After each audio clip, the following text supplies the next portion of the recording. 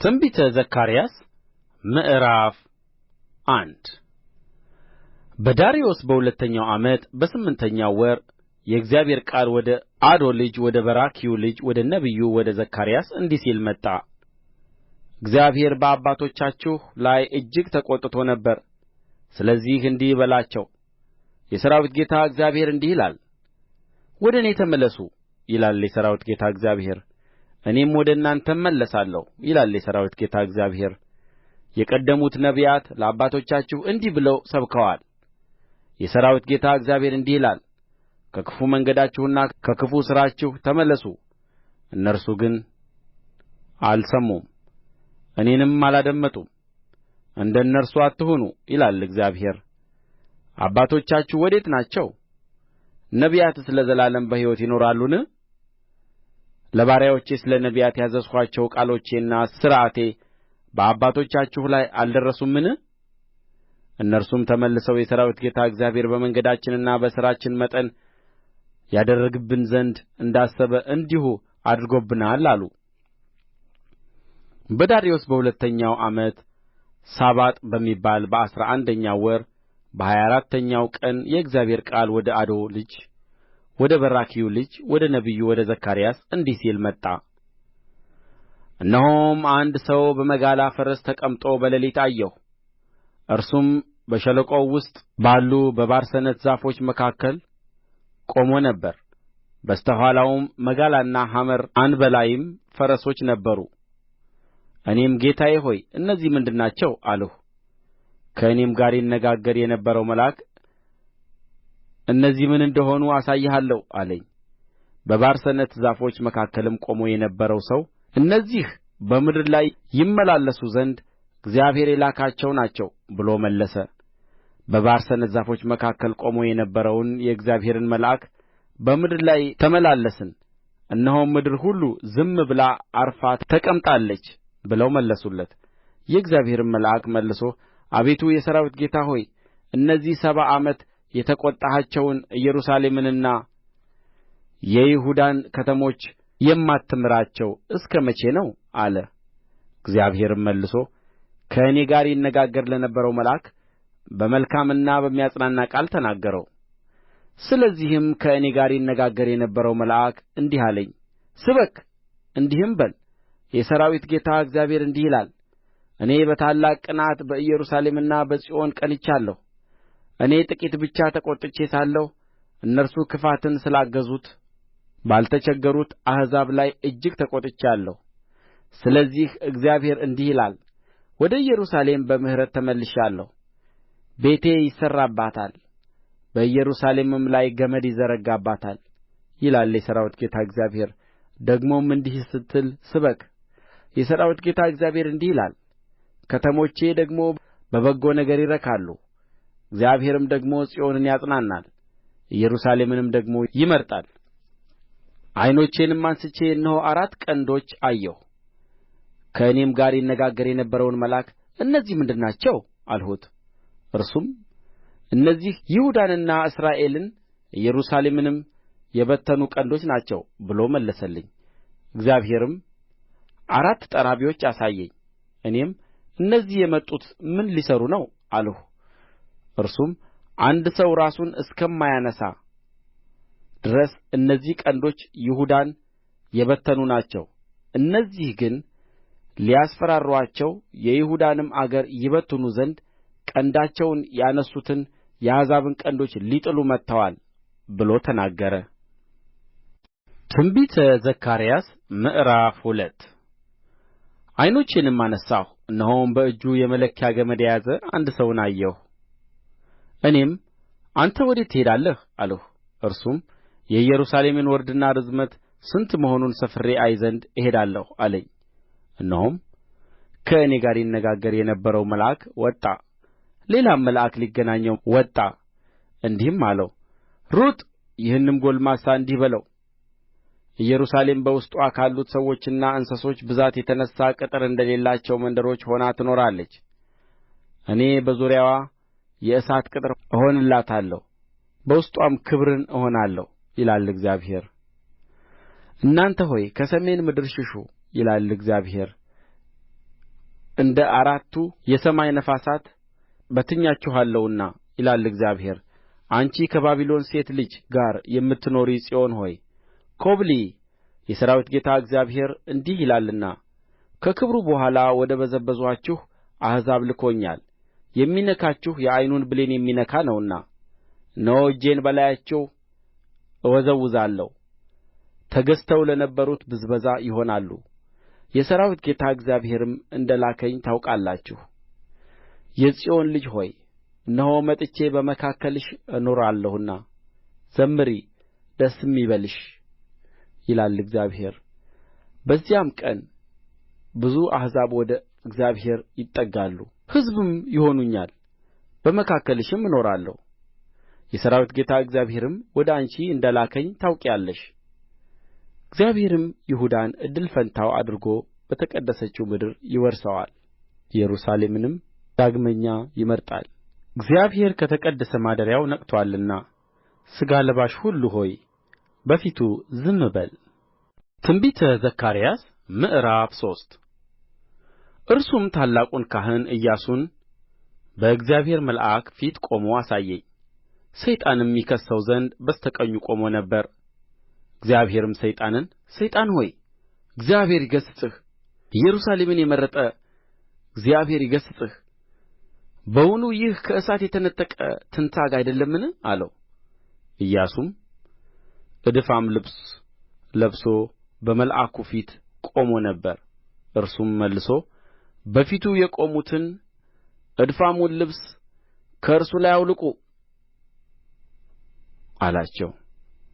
እርሱንም እነሆ አበሳህን ከአንተ አርቄአለሁ፣ ጥሩ ልብስም አለብስሃለሁ አለው።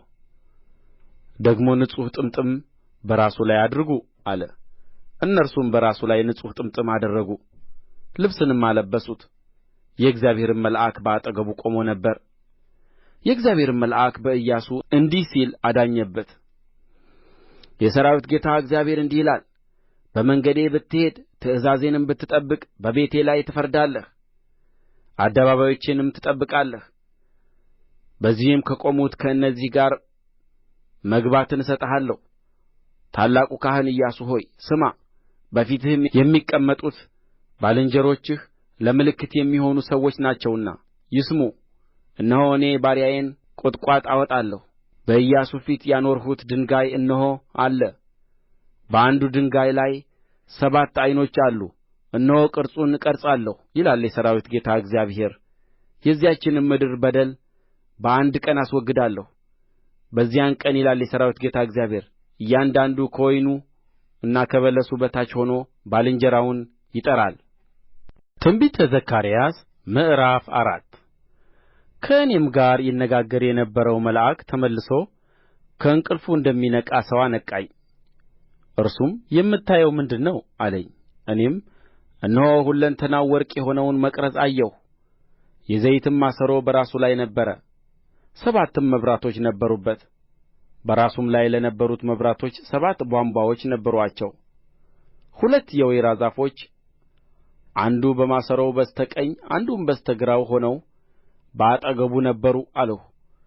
ከእኔ ጋር ይነጋገር ለነበረውም መልአክ መልሼ ጌታዬ ሆይ እነዚህ ምንድር ናቸው አልሁት። ከእኔ ጋር ይነጋገር የነበረውም መልአክ መልሶ እነዚህ ምን እንደ ሆኑ አታውቅምን አለኝ። እኔም ጌታዬ ሆይ አላውቅም አልሁ። መልሶም ለዘሩባቤል የተባለው የእግዚአብሔር ቃል ይህ ነው፣ በመንፈሴ እንጂ በኃይልና በብርታት አይደለም ይላል የሠራዊት ጌታ እግዚአብሔር። ታላቅ ተራራ ሆይ አንተ ምንድር ነህ? በዘሩባቤል ፊት ደልዳላ ሜዳ ትሆናለህ። ሰዎችም ሞገስ ሞገስ ይሁንለት ብለው እየጮኹ እርሱ መደምደሚያውን ድንጋይ ያወጣል ብሎ ተናገረኝ። የእግዚአብሔርም ቃል ወደ እኔ እንዲህ ሲል መጣ። የዘሩባቤል እጆች ይህን ቤት መሠረቱ፣ የእርሱም እጆች ይፈጽሙታል። የሠራዊት ጌታ እግዚአብሔርም ወደ እናንተ እንደ ላከኝ ታውቃላችሁ። የጥቂቱን ነገር ቀን የናቀ ማን ነው? እነዚህ 7 ደስ ብሎአቸው በዘሩባቤል እጅ ቱንቢውን ያያሉ። እነዚህም በምድር ሁሉ የሚዘዋወሩ የእግዚአብሔር ዓይኖች ናቸው። እኔም መልሼ በመቅረዙ በስተ ቀኝና በስተ ግራ ያሉ እነዚህ 2 የወይራ ዛፎች ምንድር ናቸው አልሁት። ሁለተኛም መልሼ በሁለቱ የወርቅ ቧንቧዎች አጠገብ ሆነው የወርቁን ዘይት የሚያፈስሱ እነዚህ ሁለት የወይራ ቅርንጫፎች ምንድር ናቸው አልሁት። እርሱም መልሶ እነዚህ ምን እንደ ሆኑ አታውቅምን አለኝ። እኔም ጌታዬ ሆይ አላውቅም አልሁት። እርሱም በምድር ሁሉ ጌታ አጠገብ የቆሙት ሁለቱ የተቀቡት እነዚህ ናቸው አለኝ። ትንቢተ ዘካርያስ ምዕራፍ 5 ተመልሼም ዓይኖቼን አነሣሁ፣ እነሆም አንድ በራሪ የመጽሐፍ ጥቅልል አየሁ። እርሱም የምታየው ምንድር ነው አለኝ። እኔም በራሪ የመጽሐፍ ጥቅልል አያለሁ፣ ርዝመቱ 20 ክንድ ወርዱም 10 ክንድ ነው አልሁ። እንዲህም አለኝ፣ ይህ በምድር ፊት ሁሉ ላይ የሚወጣው እርግማን ነው። የሚሰርቅ ሁሉ በእርሱ ላይ በዚህ በኩል እንደ ተጻፈው ሁሉ ይጠፋል። በሐሰት የሚምልም ሁሉ በእርሱ ላይ በዚያ በኩል እንደ ተጻፈው ሁሉ ይጠፋል። እኔ አስወጣዋለሁ ይላል የሠራዊት ጌታ እግዚአብሔር። ወደሚሰርቀውም ቤት በሐሰትም በስሜ ወደሚምለው ቤት ይገባል፣ በቤቱም ውስጥ ይኖራል። እርሱንም እንጨቱንና ድንጋዩን ይበላል። ከእኔም ጋር ይነጋገር የነበረው መልአክ ወጥቶ ዓይኖችህን አንሣ፣ ይህችም የምትወጣው ምን እንደ ሆነች እይ አለኝ። እኔም ምንድር ናት አልሁ። እርሱም ይህች የምትወጣው የኢፍ መስፈሪያ ናት አለኝ። ደግሞም በምድር ሁሉ ላይ ያለ በደላቸው ይህ ነው አለ። እነሆም የእርሱን መክሊት አነሡት። እነሆም በኢፍ መስፈሪያ ውስጥ አንዲት ሴት ተቀምጣ ነበር። እርሱም ይህች ክፋት ናት አለኝ። በኢፍ መስፈሪያው ውስጥ ጣላት። የእርሳሱንም ጠገራ በመስፈሪያ አፍ ላይ ጣለ። ዓይኖቼንም አንሥቼ አየሁ፣ እነሆም ሁለት ሴቶች ወጡ። ነፋስም በክንፎቻቸው ነበረ፣ ክንፎቻቸውም እንደ ሽመላ ክንፎች ነበረ። የኢፍ መስፈሪያውንም በምድርና በሰማይ መካከል አነሡት። ከእኔም ጋር ይነጋገር የነበረውን መልአክ እነዚህ የኢፍ መስፈሪያውን ወዴት ይወስዱታል አልሁት። እርሱም በሰናዖር ምድር ቤት ይሠሩለት ዘንድ ይወስዱታል፣ በተዘጋጀም ጊዜ በዚያ በስፍራው ይኖራል አለኝ። ትንቢተ ዘካርያስ ምዕራፍ 6 ተመልሼም ዓይኖቼን አነሣሁ፣ እነሆም 4 ሰረገሎች ከሁለት ተራራ መካከል ሲወጡ አየሁ። ተራሮቹም የናስ ተራሮች ነበሩ። በፊተኛው ሰረገላ መጋላ ፈረሶች፣ በሁለተኛውም ሰረገላ ዱሪ ፈረሶች ነበሩ።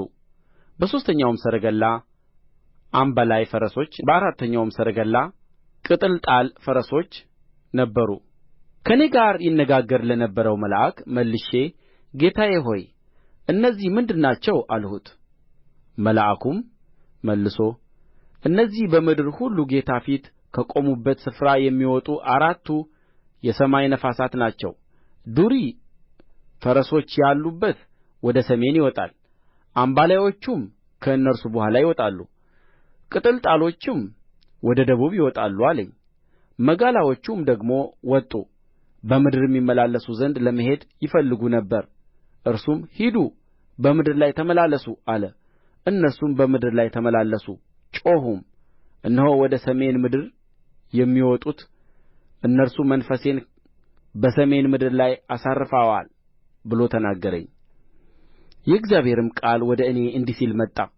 ከባቢሎን ከመጡት ምርኮኞች ከሔልዳይና ከጦብያ ከዮዳኤም ውሰድ። በዚያም ቀን መጥተህ ወደ ሶፎንያስ ልጅ ወደ ኢዮስያስ ቤት ግባ። ብርንና ወርቅን ከእነርሱ ውሰድ፣ አክሊሎችንም ሥራ፣ በታላቁም ካህን በኢዮሴዴቅ ልጅ በኢያሱ ራስ ላይ ድፋቸው። እንዲህም በለው የሠራዊት ጌታ እግዚአብሔር እንዲህ ይላል፣ እነሆ ስሙ ቍጥቋጥ የሚባል ሰው በስፍራው ይበቅላል፣ የእግዚአብሔርንም መቅደስ ይሠራል። እርሱ የእግዚአብሔርን መቅደስ ይሠራል፣ ክብርንም ይሸከማል። በዙፋኑም ላይ ተቀምጦ ይነግሣል፣ በዙፋኑም ላይ ካህን ይሆናል። የሰላምም ምክር በሁለቱ መካከል ይሆናል። አክሊሎችም ለሔሌምና ለጦብያ ለዮዳኤም ለሶፎንያስም ልጅ ለሔን በእግዚአብሔር መቅደስ ውስጥ ለመታሰቢያ ይሆናሉ። በሩቅም ያሉት መጥተው የእግዚአብሔርን መቅደስ ይሠራሉ። የሠራዊት ጌታ እግዚአብሔርም ወደ እናንተ እንደ ላከኝ ታውቃላችሁ። የአምላካችሁንም የእግዚአብሔርን ቃል አጥብቃችሁ ብትሰሙ ይህ ይሆናል። ትንቢተ ዘካርያስ ምዕራፍ 7 በንጉሡም በዳርዮስ በአራተኛው ዓመት ከሴሉ በሚባል በዘጠነኛው ወር በአራተኛው ቀን የእግዚአብሔር ቃል ወደ ዘካርያስ መጣ።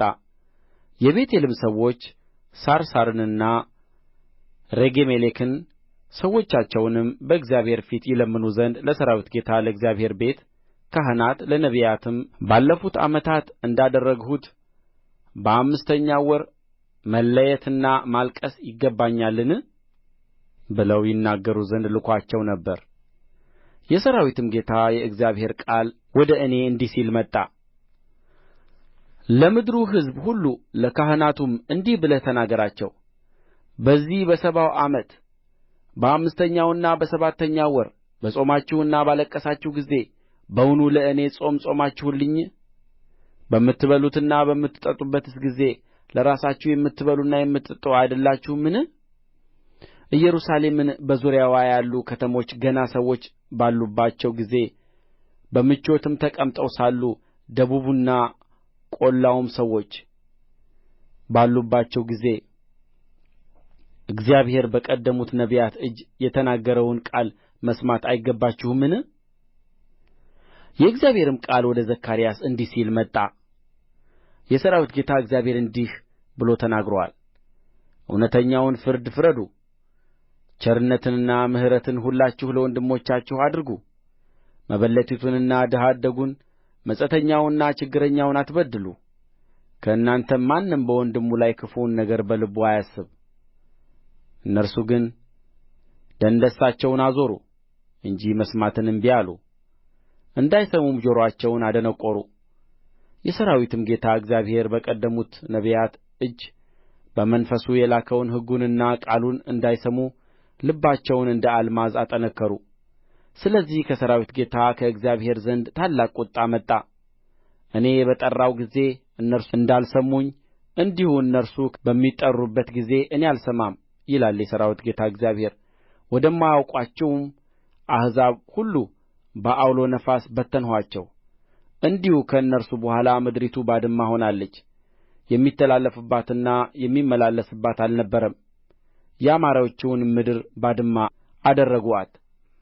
ትንቢተ ዘካርያስ ምዕራፍ 8 የሠራዊትም ጌታ የእግዚአብሔር ቃል ወደ እኔ እንዲህ ሲል መጣ። የሠራዊት ጌታ እግዚአብሔር እንዲህ ይላል፣ ስለ ጽዮን ታላቅ ቅንዓት ቀንቻለሁ፣ በታላቅም ቍጣ ስለ እርስዋ ቀንቻለሁ። እግዚአብሔር እንዲህ ይላል፣ ወደ ጽዮን ተመልሻለሁ፣ በኢየሩሳሌምም መካከል እኖራለሁ። ኢየሩሳሌምም የእውነት ከተማ ትባላለች።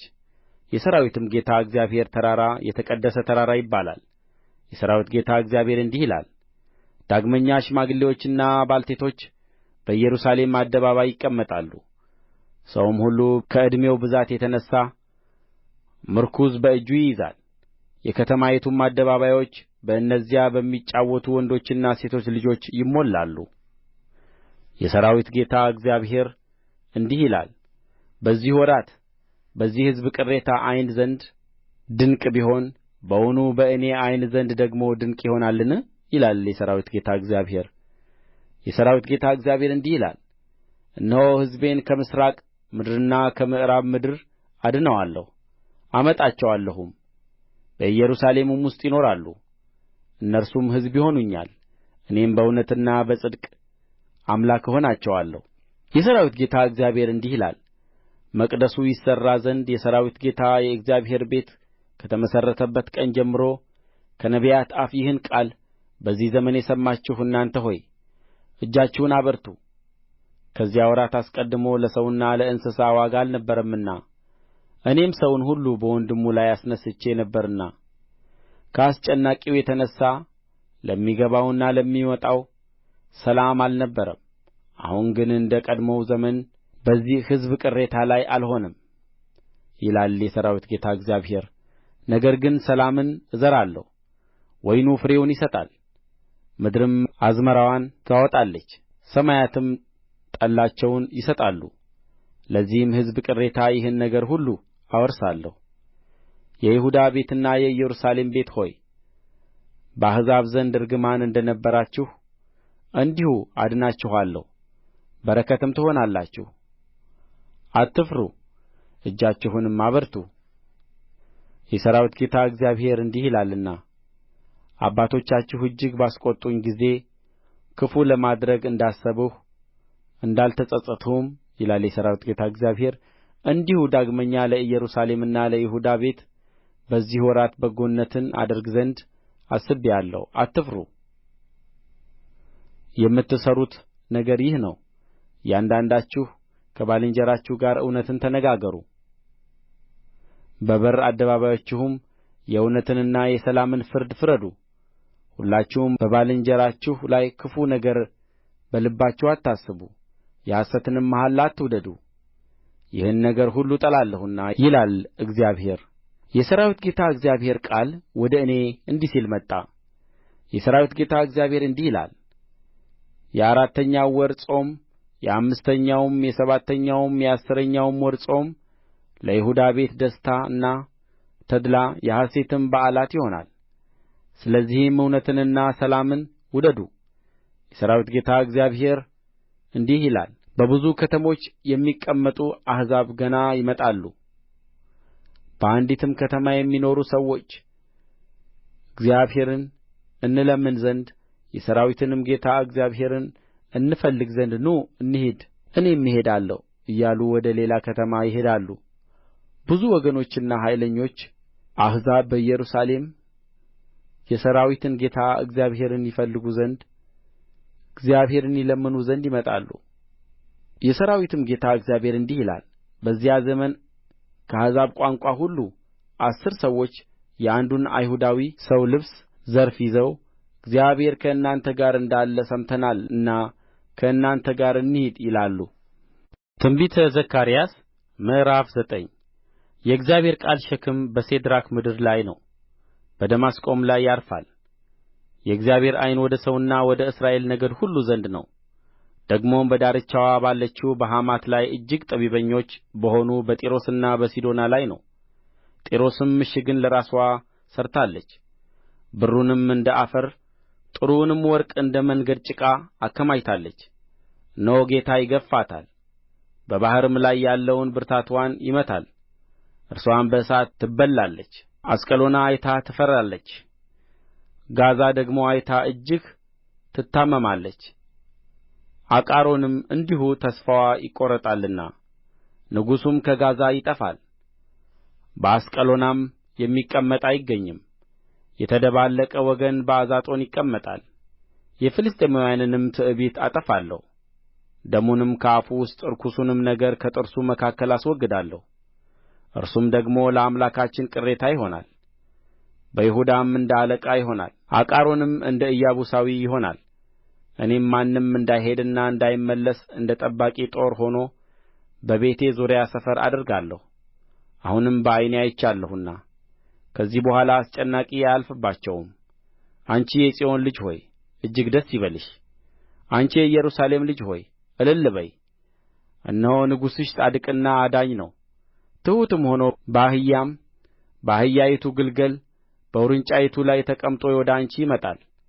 ሰረገላውንም ከኤፍሬም ፈረሱንም ከኢየሩሳሌም አጠፋለሁ። የሰልፉም ቀስት ይሰበራል፣ ለአሕዛብም ሰላምን ይናገራል። ግዛቱም ከባሕር እስከ ባሕር ከወንዙም እስከ ምድር ዳርቻ ድረስ ይሆናል። ለአንቺም ደግሞ ስለ ቃል ኪዳንሽ ደም እስሮችሽን ውኃ ከሌለበት ጕድጓድ አውጥቻለሁ። እናንተ በተስፋ የምትኖሩ እስሮች ሆይ ወደ ጽኑ አምባ ተመለሱ። 2 እጥፍ አድርጌ እንድመልስልሽ ዛሬ እነግርሻለሁ። ይሁዳን ለእኔ ገትሬአለሁ፣ ቀስቴን በኤፍሬም ሞልቻለሁ። ጽዮን ሆይ ልጆችሽን ከግሪክ ልጆች ላይ አስነሣለሁ፣ አንቺንም እንደ ኃያል ሰው ሰይፍ አደርግሻለሁ። እግዚአብሔርም በእነርሱ ላይ ይገለጣል፣ ፍላጻውም እንደ መብረቅ ይወጣል። ጌታ እግዚአብሔርም መለከትን ይነፋል፣ በደቡብም ዐውሎ ነፋስ ይሄዳል። የሠራዊት ጌታ እግዚአብሔር ይጠብቃቸዋል፣ እነርሱም ይበሉአቸዋል። የወንጭፉንም ድንጋዮች ይረግጣሉ፣ እንደ ወይን ጠጅም ይጠጡአቸዋል። እንደ ጥዋዎችም እንደ መሠዊያም ማዕዘኖች የተሞሉ ይሆናሉ። በዚያም ቀን አምላካቸው እግዚአብሔር እንደ ሕዝቡ መንጋ ያድናቸዋል። እነርሱም ለአክሊል እንደሚሆኑ እንደ ከበሩ ድንጋዮች ይሆናሉ፣ በምድርም ላይ ይብለጨለጫሉ። በጎነቱ እንዴት ታላቅ ነው! ውበቱስ እንዴት ታላቅ ነው! እህል ጐበዛዝቱን ጉሽ ጠጅም ቈነጃጅቱን ያለመልማል።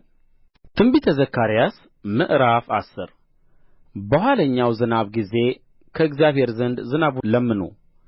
እግዚአብሔር መብረቅ ያደርጋል፣ እርሱም የበልግ ዝናብን ለእያንዳንዱም በሜዳ ውስጥ ሣርን ይሰጣል። ተራፊም ከንቱነትን ተናግረዋልና ምዋርተኞችም ውሸትን አይተዋልና ሕልምንም የሚያዩ በሐሰት ተናግረዋል፣ በከንቱም ያጽናናሉ። እረኛም የላቸውምና እንደ በጎች ተቅበዝብዘዋል ተጨንቀውማል። ቍጣዬ በእረኞች ላይ ነድዶአል፣ አውራ ፍየሎችንም እቀጣለሁ። የሠራዊት ጌታ እግዚአብሔርም የይሁዳን ቤት መንጋውን ጐብኝቶአል፣ በሰልፍም ውስጥ እንዳለ እንደ ክብሩ ፈረስ ያደርጋቸዋል። ከእርሱ ዘንድ የማዕዘኑ ድንጋይ፣ ከእርሱም ዘንድ ችንካሩ፣ ከእርሱም ዘንድ የሰልፉ ቀስት፣ ከእርሱም ዘንድ አስገባሪው ሁሉ በአንድ ላይ ይመጣሉ። በሰልፍም ጊዜ ጠላቶቻቸውን በመንገድ ጭቃ ውስጥ እንደሚረግጡ ኃያላን ይሆናሉ። እግዚአብሔርም ከእነርሱ ጋር ነውና ይዋጋሉ፣ ፈረሰኞችም ያፍራሉ። ወድጃቸዋለሁና የይሁዳን ቤት አበረታለሁ፣ የዮሴፍንም ቤት አድናለሁ። አደላድላቸዋለሁም እመልስላቸዋለሁ። እኔም አምላካቸው እግዚአብሔር ነኝና እኔም እሰማቸዋለሁና እንዳልጣልኋቸው ይሆናሉ። የኤፍሬምም ሰዎች እንደ ኃያላን ይሆናሉ። ልባቸውም የወይን ጠጅ እንደ ጠጣ ሰው ደስ ይለዋል፣ ልጆቻቸውም አይተው ደስ ይላቸዋል። ልባቸውም በእግዚአብሔር ሐሤት ያደርጋል። ተቤዥቻቸዋለሁና በፉጨት ጠርቼ እሰበስባቸዋለሁ። ቀድሞም በዝተው እንደ ነበሩ ይበዛሉ። በአሕዛብም መካከል ብዘራቸው እንኳ በሩቅ አገር ሳሉ ያስቡኛል። ከልጆቻቸውም ጋር በሕይወት ይኖራሉ ይመለሱማል። ከግብጽም ምድር እመልሳቸዋለሁ፣ ከአሦርም እሰበስባቸዋለሁ። ወደ ገለዓድና ወደ ሊባኖስ ምድር አመጣቸዋለሁ። የሚበቃም ቦታ አይገኝላቸውም። እርሱም በጭንቅ ባሕር ያልፋል፣ የባሕርንም ሞገድ ይመታል። የወንዙም ጥልቅ ሁሉ ይደርቃል። የአሦርም ትዕቢት ይዋረዳል፣ የግብጽም በትረ መንግሥት ይርቃል። በአምላካቸው በእግዚአብሔር አበረታቸዋለሁ፣ በስሙም ይመካሉ ይላል እግዚአብሔር። ትንቢተ ዘካርያስ ምዕራፍ 11 ሊባኖስ ሆይ ደጆችህን ክፈት፣ እሳትም ዝግባዎችህን ትብላ። የጥድ ዛፍ ሆይ ዝግባ ወድቆአልና ከበርቴዎችም ጠፍተዋልና ዋይ በል። እናንተም የባሳን ዛፎች ሆይ ጽኑው ጫካ ተቈርጦአልና ዋይ በሉ። የእረኞች ክብር ተዋርዶአልና የዋይታቸው ድምፅ ተሰምቶአል። የዮርዳኖስ ትዕቢት ተዋርዶአልና የአንበሶች ግሣት ድምፅ ተሰምቶአል። አምላኬ እግዚአብሔር እንዲህ ብሎአል፣ ለእርድ የሚሆኑትን በጎች ጠብቅ። የገዙአቸው ያርዱአቸዋል፣ ራሳቸውንም እንደ በደለኞች አድርገው አይቈጥሩም። የሸጡአቸውም ባለጠጋ ሆነናል እግዚአብሔር ይመስገን ይላሉ። እረኞቻቸውም አይራሩላቸውም። ከእንግዲህ ወዲህ በምድር ላይ ለሚኖሩ አልራራም ይላል እግዚአብሔር። እነሆም ሰውን ሁሉ በባልንጀራውና በንጉሡ እጅ አሳልፌ እሰጣለሁ። ምድሪቱንም ይመታሉ፣ ከእጃቸውም አላድናቸውም። እኔም ለእርድ የሚሆኑትን በጎች የመንጋውን ችግረኞች ጠበቅሁ። 2 በትሮችንም ወሰድሁ። የአንዲቱን ስም ውበት የሁለተኛይቱንም ስም ማሰሪያ ብዬ ጠራሁ። መንጋውንም ጠበቅሁ። በአንድ ወርም 3ቱን እረኞች አጠፋሁ። ነፍሴም ተሰቀቀቻቸው፣ ነፍሳቸውም ደግሞ እኔን ጠላች። እኔም እናንተን አልጠብቅም፣ የሚሞተው ይሙት፣ የሚጠፋውም ይጥፋ፣ የቀረውም እያንዳንዱ የባልንጀራውን ሥጋ ይብላ አልሁ። እኔም ከሕዝቦች ሁሉ ጋር የገባሁትን ቃል ኪዳኔን አፈርስ ዘንድ ውበት የተባለችውን በትሬን ወስጄ ቈረጥሁ። በዚያም ቀን ተሰበረች። እንዲሁም እኔን የተመለከቱ የመንጋው ችግረኞች የእግዚአብሔር ቃል እንደ ነበረ አወቁ። እኔም ደስ ብሎአችሁ እንደ ሆነ ዋጋዬን ስጡኝ፣ ያለዚያ ግን ተዉት አልሁ። እነርሱም ለዋጋዬ 30 ብር መዘኑ። እግዚአብሔርም የተስማሙበትን የከበረውን ዋጋዬን በግምጃ ቤት ውስጥ አኑረው አለኝ። እኔም 30ውን ብር ወስጄ በእግዚአብሔር ቤት ባለው በግምጃው ቤት ውስጥ አኖርሁት። በይሁዳና በእስራኤል መካከል ያለውን ወንድማማችነት እሰብር ዘንድ ማሰሪያ የተባለችውን ሁለተኛይቱን በትሬን ቈረጥሁ። እግዚአብሔርም እንዲህ አለኝ፣ ዳግመኛ የሰነፍን እረኛ ዕቃ ውሰድ።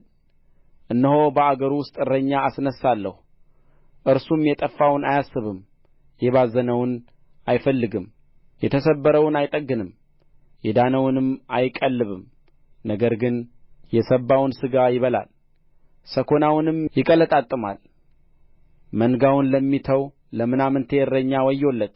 ሰይፍ በክንዱና በቀኝ ዓይኑ ላይ ይሆናል። ክንዱም አጥብቃ ትደርቃለች፣ ቀኝ ዓይኑም ፈጽማ ትጨልማለች። ትንቢተ ዘካርያስ ምዕራፍ 12 ስለ እስራኤል የተነገረ የእግዚአብሔር ቃል ሸክም ይህ ነው። ሰማያትን የዘረጋ ምድርንም የመሠረተ የሰውንም መንፈስ በውስጡ የሠራ እግዚአብሔር እንዲህ ይላል፣ እነሆ ኢየሩሳሌምን በዙሪያዋ ላሉት ለአሕዛብ ሁሉ የመንገድገድ ዋንጫ አደርጋታለሁ። ደግሞም ኢየሩሳሌም ስትከበብ በይሁዳ ላይ እንዲሁ ይሆናል። በዚያም ቀን ኢየሩሳሌምን ለአሕዛብ ሁሉ ከባድ ድንጋይ አደርጋታለሁ። የሚሸከሙአት ሁሉ እጅግ ይቈስላሉ፣ የምድርም አሕዛብ ሁሉ በላይዋ ላይ ይከማቻሉ። በዚያን ቀን ይላል እግዚአብሔር፣ ፈረስን ሁሉ በድንጋጤ ተቀማጭንም በእብድነት እመታለሁ። ዓይኖቼንም በይሁዳ ላይ እከፍታለሁ፣ የአሕዛብንም ፈረሶች ሁሉ በዕውርነት እመታለሁ። የይሁዳም አለቆች በልባቸው በኢየሩሳሌም ለሚኖሩ በአምላካቸው በሠራዊት ጌታ በእግዚአብሔር ብርታት አለ ይላሉ። በዚያ ቀን የይሁዳን አለቆች በእንጨት መካከል እንዳለ ትንታግ በነዶችም መካከል እንዳለ እንደ ፋና ነበልባል አደርጋቸዋለሁ። በቀኝና በግራ በዙሪያ ያሉትን አሕዛብ ሁሉ ይበላሉ።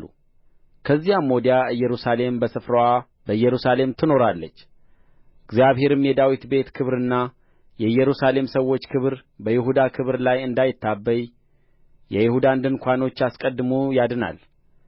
በዚያ ቀን እግዚአብሔር በኢየሩሳሌም ለሚኖሩት ይመክትላቸዋል።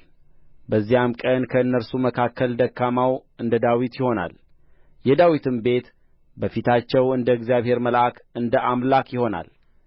በዚያም ቀን በኢየሩሳሌም ላይ የሚመጡትን አሕዛብ ሁሉ ለማጥፋት እጋደላለሁ።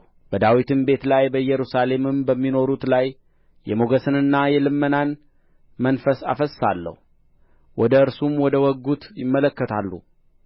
ሰውም ለአንድያ ልጁ እንደሚያለቅስ ያለቅሱለታል፣ ሰውም ለበኵር ልጁ እንደሚያዝን በመራራ ኀዘን ያዝኑለታል። በዚያ ቀን በመጊዶን ሜዳ እንደ ነበረው እንደ ሐዳድሪሞን ልቅሶ ታላቅ ልቅሶ በኢየሩሳሌም ይሆናል።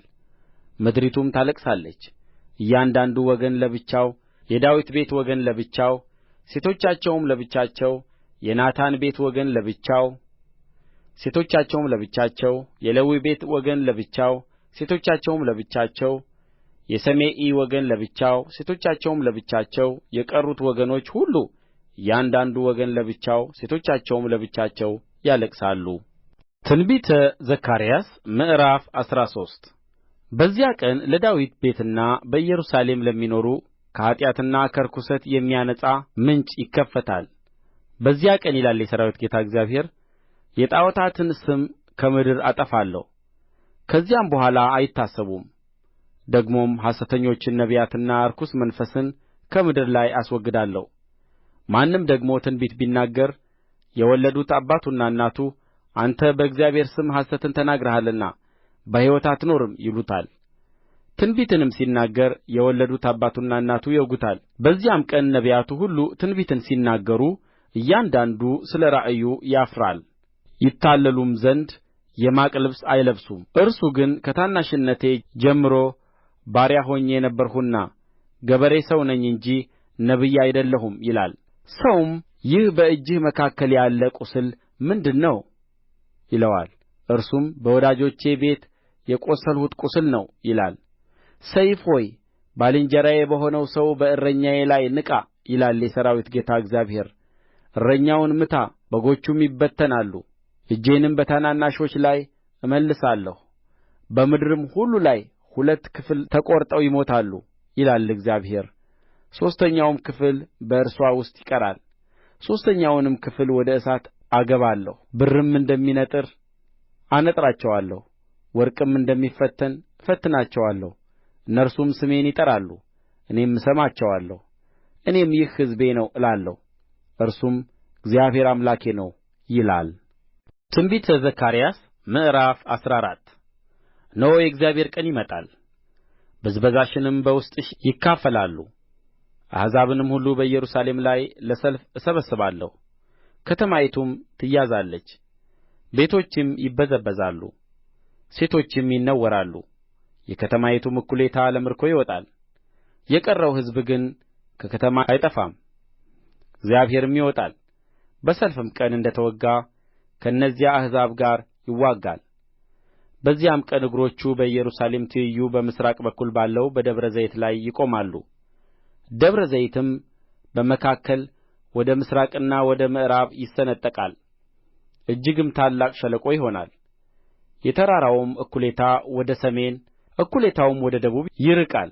የተራሮችም ሸለቆ እስከ አጸል ይደርሳልና በተራሮች ሸለቆ ትሸሻላችሁ። በይሁዳም ንጉሥ በዖዝያን ዘመን በሆነው ከምድር መናወጥ ፊት እንደ ሸሻችሁ ትሸሻላችሁ። አምላኬ እግዚአብሔርም ከቅዱሳኑ ሁሉ ጋር ይመጣል። በዚያም ቀን በረዶና ውርጭ እንጂ ብርሃን አይሆንም። አንድ ቀንም ይሆናል፣ እርሱም በእግዚአብሔር ዘንድ የታወቀ ይሆናል። ቀንም አይሆንም፣ ሌሊትም አይሆንም፣ ሲመሽም ብርሃን ይሆናል። በዚያም ቀን የሕይወት ውኃ ከኢየሩሳሌም ይወጣል። እኵሌታው ወደ ምሥራቁ ባሕር እኵሌታውም ወደ ምዕራቡ ባሕር ይሄዳል። ይህ በበጋና በክረምት ይሆናል። እግዚአብሔርም በምድር ሁሉ ላይ ይነግሣል። በዚያ ቀን እግዚአብሔር አንድ ስሙም አንድ ይሆናል። ምድር ሁሉ ከጌባ ጀምሮ በኢየሩሳሌምም ደቡብ በኩል እስካለችው እስከ ሬሞን ድረስ ተለውጣ እንደ ዓረባ ትሆናለች። እርስዋም ከፍ ከፍ ትላለች። ከብንያምም በር ጀምሮ እስከ ፊተኛው በር ስፍራ እስከ ማዕዘኑ በር ድረስ ከሐናንኤልም ግንብ ጀምሮ እስከ ንጉሡ መጥመቂያ ድረስ በስፍራዋ ትኖራለች። ሰዎችም ይኖሩባታል። ከዚያም ወዲያ እርግማን አይሆንም። ኢየሩሳሌምም ተዘልላ ትኖራለች። እግዚአብሔርም ከኢየሩሳሌም ጋር የተዋጉትን አሕዛብ ሁሉ የሚቀሥፍበት ቸነፈር ይህ ነው። በእግራቸው ሲቆሙ ሥጋቸው ይበሰብሳል፣ ዓይኖቻቸውም በዓይነ ስባቸው ውስጥ ይበሰብሳሉ፣ ምላሳቸውም በአፋቸው ውስጥ ይበሰብሳል። በዚያም ቀን ከእግዚአብሔር ዘንድ ታላቅ ሽብር በእነርሱ ላይ ይሆናል። እያንዳንዱም የባልንጀራውን እጅ ይይዛል፣ እጁም በባልንጀራው እጅ ላይ ይነሣል። ይሁዳም ደግሞ በኢየሩሳሌም ውስጥ ሆኖ ይዋጋል። በዙሪያም ያሉት የአሕዛብ ሁሉ ሀብት እጅግ ብዙ ወርቅና ብር፣ ልብስም ይሰበሰባል። በፈረስና በበቅሎ በግመልና በአህያ በዚያም ሰፈር ባለ እንስሳ ሁሉ ላይ የሆነ ቸነፈር እንደዚያ ያለ ቸነፈር ይሆናል። በኢየሩሳሌም ላይ ከመጡት ከአሕዛብ ሁሉ የቀሩት ሁሉ ለንጉሡ ለሠራዊት ጌታ ለእግዚአብሔር ይሰግዱ ዘንድ የዳስ በዓልንም ያከብሩ ዘንድ በየዓመቱ ይወጣሉ። ከምድርም ወገኖች ሁሉ ለንጉሡ ለሠራዊት ጌታ ለእግዚአብሔር ይሰግዱ ዘንድ ወደ ኢየሩሳሌም ለማይወጡ ለእነርሱ ዝናብ አይዘንብላቸውም። የግብጽም ወገን ባይወጣ ወደዚያም ባይመጣ እግዚአብሔር የዳስ በዓልን ያከብሩ ዘንድ የማይወጡትን አሕዛብ የሚቀሥፍበት ቸነፈር በእርሱ ላይ ይሆናል። የግብጽ ቅጣት የዳስ በዓልንም ያከብሩ ዘንድ የማይወጡት የአሕዛብ ሁሉ ቅጣት እንደዚህ ይሆናል። በዚያ ቀን በፈረሶች ሻኵራ ላይ ለእግዚአብሔር የተቀደሰ ተብሎ ይጻፋል። በእግዚአብሔርም ቤት ያሉ ምንቸቶች በመሠዊያው ፊት እንዳሉ ዳካዎች ይሆናሉ። በኢየሩሳሌምና በይሁዳ ያሉ ምንቸቶችም ሁሉ ለሠራዊት ጌታ ለእግዚአብሔር የተቀደሱ ይሆናሉ። የሚሠዉትም ሰዎች ሁሉ ይመጣሉ፣ ከእነዚያም ወስደው ይቀቅሉባቸዋል። በዚያም ቀን በሠራዊት ጌታ በእግዚአብሔር ቤት ከነዓናዊው ከእንግዲህ ወዲያ አይገኝም።